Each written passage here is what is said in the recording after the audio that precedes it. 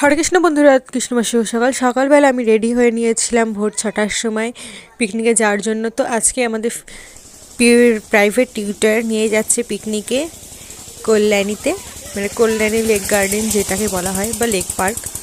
তো এখন আমাদের বাস ছেড়ে দিয়েছে, অথচ আমরা এসে দেখছিলাম যে বাসটা এসে দাঁড়িয়ে রয়েছে, ওয়েট করছে আমাদের জন্য।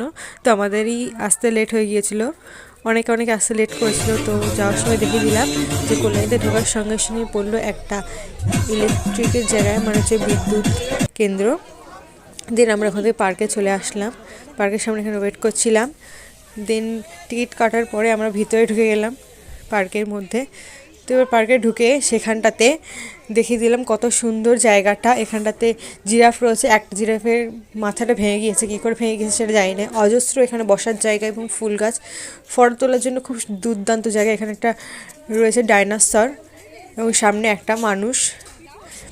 আর এসে দেখো বিভিন্ন ফুল গাছ, ডালিয়া ফুল গাছ সম্ভবত এটা, কিন্তু এই পাতাগুলো না কীরকম একটা দোমড়ানো আমি বুঝে উঠতে পারছিলাম না যে এটা কী ফুল গাছ।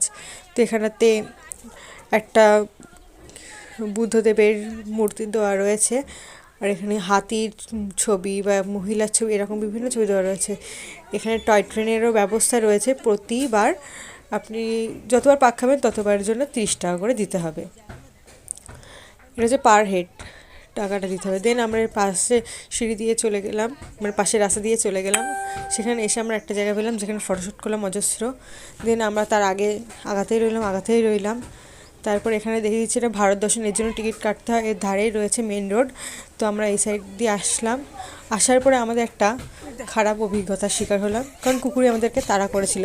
তাই আমি দেখো এই যে দৌড়াতে লাগলাম, সঙ্গে সঙ্গে ক্যামেরা অফ করে দিয়েছিলাম। দেন কিছুটা এগিয়ে আসার পরে দেখলাম যে কি সুন্দর একটা ফাঁকা প্লেস, এখানে গাছগাছালি ভর্তি। এখানটাতে অনেকে ক্রিকেট বা ফুটবলও নিয়ে আসে খেলার জন্য, র্যাকেটও নিয়ে এসেছিল অনেকে। এখানে দেখে দিলাম কী ধরনের ফুলগুলো রয়েছে, ডালিয়া। কিন্তু এই ফুলগুলো কি সেটা জানি না, তোমরা কেউ জেনে থাকলে আমাকে কমেন্ট বক্সে অবশ্যই জানিও। তো আমরা এখানে দাঁড়িয়ে ফটোশ্যুট করলাম, আর আমি ফুলের ভিডিওটা তুললাম, সেটাই তোমাদের কাছে শেয়ার করলাম। দেন আমরা চলে আসলাম টয় ট্রেনের কাছাকাছি, ভাবলাম উঠবো, কিন্তু অজস্র দাম হয়। আর তাছাড়া এখানে টিকিট কাউন্টারে টিকিট ম্যানই নেই যে আমরা সেখান থেকে টিকিটটা কাটবো। দেন তোমাদেরকে দেখিয়ে দিলাম যে ওখানটা কী কী ঘোরার জিনিস রয়েছে এবং তার জন্য কত কী টাকা রয়েছে। তোমরা প্লিজ স্কিপ করে এই জিনিসগুলো দেখে নিও, তোমরা অবশ্যই এসব জায়গায় ঘুরতে পারো। কিন্তু একটা দুটো জিনিসের অজস্র দাম, যায় না সত্যিই এরকম দাম কিনে। আর এখানটাতে রয়েছে এটা ক্যান্টিন টাইপের, ওখানে মুখরোচক খাবার পাওয়া যায়। দেন আমরা এখানে এসে ফটো তুললাম। এখন বিকাল হয়ে গিয়েছিল, কিন্তু তবুও বাস ছাড়ার নাম নেই। দেন সন্ধ্যাবেলাও দেখিয়ে দিলাম তোমাদেরকে এখানে লাইটিংয়ে কতটা সুন্দর লাগে।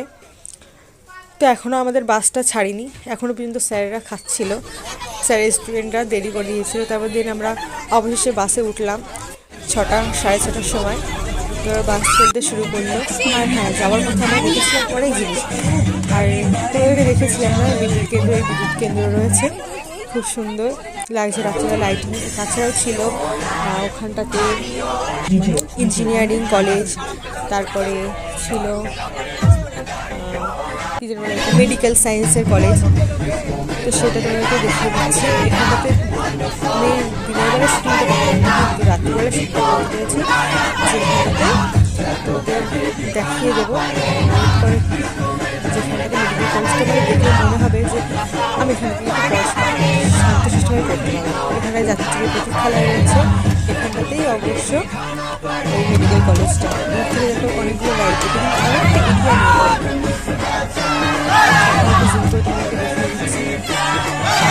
কলেজে যে বিল্ডিংগুলো রয়েছে, এই সাইডে রয়েছে গেট। এটাও মনে হয় একটা আউটসাইড গেট, কারণ আমি সামনে আগে গিয়ে দেখতে পেলাম আরও একটা বড় গেট ছিল। দেখে নাও তোমরা, তোমার চাইলে এখানে পড়াশোনা করতে পারো। মানে দেখলেই মনে হয় যে হ্যাঁ আমি এখানে গিয়ে পড়াশোনাটা একটু করি।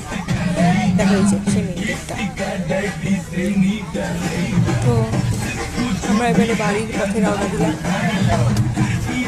দেখো তোমরা এখানে অনেক লাইট আর লাইট চারিদিকে ভর্তি। তো অবশেষে আমরা পৌঁছে গেলাম। এইবারে আমরা বাইকে করে বাড়ি যাব।